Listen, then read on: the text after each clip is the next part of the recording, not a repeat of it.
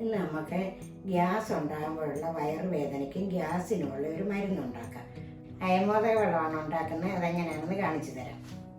നാടൻ ഇഞ്ചി ആയതുകൊണ്ട് ഇത്ര ഒരു കഷ്ണം മതി. വണ്ണമുള്ള വെള്ളം കൂടുതലുള്ള ഇഞ്ചിയാണെങ്കിൽ ഇത്ര 2 കഷ്ണം വേണ്ടി വരും. ഇഞ്ചി നന്നായി ക്ലീൻ ചെയ്തെടുത്തിട്ടുണ്ട്. ഇനി നമുക്കിത് ചതച്ചെടുക്കാം. കണ്ടോ, ചതഞ്ഞിട്ടുണ്ട്. 2 ഗ്ലാസ് വെള്ളം നമുക്കൊരു പാത്രത്തിലോട്ട് ഒഴിക്കാം. ഇത് അയമോദകമാണേ. നമുക്കിത് വെള്ളത്തിലേക്ക് ഇടാം. 1 ടേബിൾ സ്പൂൺ അയമോദകമാണ് ഇട്ടത്. 1 കഷ്ണം ഇഞ്ചി. നമുക്ക് നീതി കത്തിച്ച് ഇത് തിളപ്പിക്കാം. നന്നായി തിളക്കട്ടെ. നന്നായി തിളച്ചിട്ടുണ്ട്. ഇനി ഇത് നമുക്ക് ഓഫ് ചെയ്യാം. ഇത് അരിച്ചിട്ട് ചെറു ചൂടോടെ കുടിക്കണം. ഇത് കണ്ടോ, നമ്മുടെ വെള്ളം അരിച്ചെടുത്തിട്ടുണ്ട്. ഇത് 1-2 നേരമായിട്ട് കുടിക്കുക. ചെറു ചൂടിൽ ഇത് 1/2 ഗ്ലാസ് കുടിച്ചാൽ മതി. പല പ്രാവശ്യമായിട്ട് 1/2 ഗ്ലാസ് വെച്ച് കുടിക്കുക.